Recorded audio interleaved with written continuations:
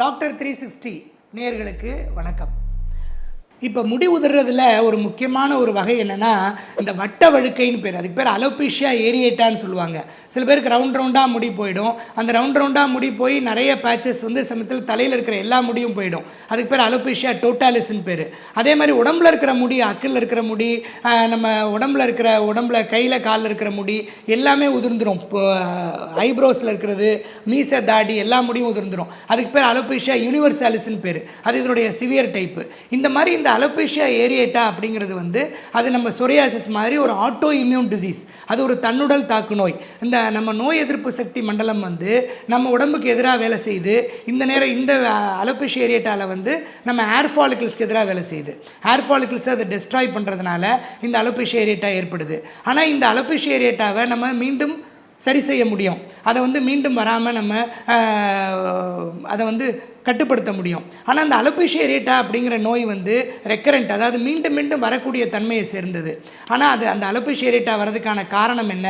இது auto immune disease. அந்த auto immune டிசீஸை தூண்டிவிடக்கூடிய triggering factors என்னென்னு பார்க்கணும். சில நேரங்களில் வந்து சத்துக்குறைவு ஒரு காரணமாக இருக்கலாம். இதுக்கான ட்ரிகரிங் ஃபேக்டராக இருக்கலாம். தைராய்டு டெஃபிஷியன்சி ஒரு ட்ரிகரிங் ஃபேக்டராக இருக்கலாம்.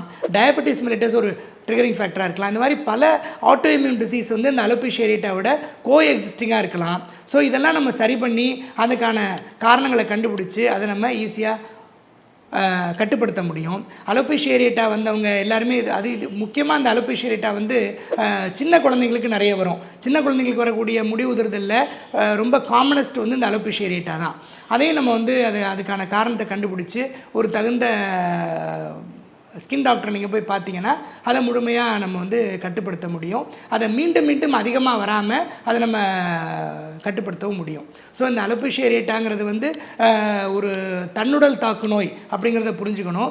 இதையுமே வந்து நீங்கள் ஒரு நல்ல ஒரு மருத்துவரை போய் அணுகாமல் நீங்களே வீட்டில் சின்ன வெங்காயத்தை தடவுறது, கண்ட இடமையும் போட்டு தடவி இரிட்டேட் பண்ணி நார்மலாக சரியாகக்கூடிய அலோபீஷியா ஏரியேட்டாவை ஸ்கார் ஆக்குறது, அப்புறம் வந்து ஏதாவது ஒரு நாட்டு மருந்தை தடவுறது, இந்த இருட்டன்னு சொல்லுவாங்க, இந்த நேர்வாளம்னு ஒரு கொட்டை இருக்குது, அது நிறைய பேர் தடவி இந்த பார்பர் ஷாப்பில் சில குவாக்கரி சென்டர்ஸ்லாம் வந்து அதை தடவி நிறைய பேர் நாங்கள் ஒரு 15 கேசஸ் அது மாதிரி பார்த்துருக்கோம்.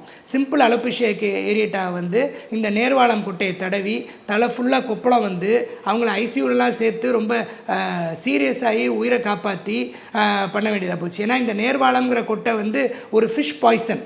அது வந்து ஒரு 4 கொட்டையை வந்து ஒரு குழந்தை முழுங்கிருச்சு, ஆக்சிடெண்ட்லாம் முடிஞ்சுன்னா உயிரே போயிடும். அவ்வளோ ஒரு பெரிய விஷம் அது. அதை தலையில் தடவும் போது, முழு தலையும் தடவும் போது அது நம்ம ஸ்கின் மூலமாக அப்சார்ப் ஆகி அது உடம்புல என்ன நம்ம உள்ளுக்குள்ளே சாப்பிட்டா என்ன பக்க விளைவு ஏற்படுத்துமோ அதே விளைவை ஏற்படுத்துது. அது மாதிரி ரொம்ப பேர் நாங்கள் பார்த்து கண்டுபிடிச்சி உயிருக்கு ஆபத்தான நிலையில் வந்தவங்கள கூட காப்பாற்றிருக்கோம். ஸோ அது மாதிரி ஒரு வியாதின்னு ஒன்று வந்துச்சு அப்படின்னா நம்ம வந்து அதுக்கான கரெக்டான மருந்து எடுக்கணும். இப்போ நம்ம ஊரில் ஒரு பெரிய பிரச்சனை என்னென்னா, அது ஒரு நோய் வந்துச்சு அப்படின்னா அதை அணுகக்கூடிய முறையே அவங்களுக்கு தெரியல. நோய் வந்துச்சுன்னா உடனே பதட்டம் அடைஞ்சு எதை வேணால் பண்ணுறாங்க. எத்தை தின்னா பித்தம் தெளியும்னு கண்டதையெல்லாம் பண்ண ஆரம்பிச்சிடுறாங்க. நோய் வந்தால் அந்த நோய் என்ன, அதற்கான காரணம் என்ன, அதுக்கு தகுந்த மருத்துவர் யார், அது அந்த கரெக்டான ஆலோசனை யார் சொல்லுவா அப்படின்னு பார்த்து போகணும். அதுக்கு தான் வந்து இந்த ஃபேமிலி டாக்டர் சிஸ்டம்னு ஒன்று இருக்குது. நம்ம குடும்ப மருத்துவருக்கு தான் நம்மளுடைய குடும்பத்தை பற்றி நல்லா அவருக்கு தெரியும். நம்ம யாருக்கு என்னென்ன வியாதிகள் வரலாம், ஜெனட்டிக்காக நம்ம குடும்பத்தில் என்னென்ன வியாதிகள் இருக்குது, நம்ம குடும்ப அமைப்பை பற்றி அவருக்கு ஓரளவுக்கு தெரியும். அந்த ஏரியாவில் இருக்கிற ஒரு 100-150 ஃபேமிலிஸை பற்றி அவருக்கு நல்ல ஒரு ஒரு ஒரு ஒரு நாலேஜ் இருக்கும். அவர் நம்ம குடும்ப உறுப்பினர் மாதிரியே இருப்பார், நம்ம குடும்ப உறவினர் மாதிரியே இருப்பார். அவருக்கு தெரியும். அந்த குடும்ப மருத்துவர்கிட்ட போய் அவர் மூலமாக வேறு ஒரு ஸ்பெஷலிஸ்ட் டாக்டர்கிட்ட ரெஃபரல் வாங்கி போகிறது தான் எப்போவுமே நல்லது.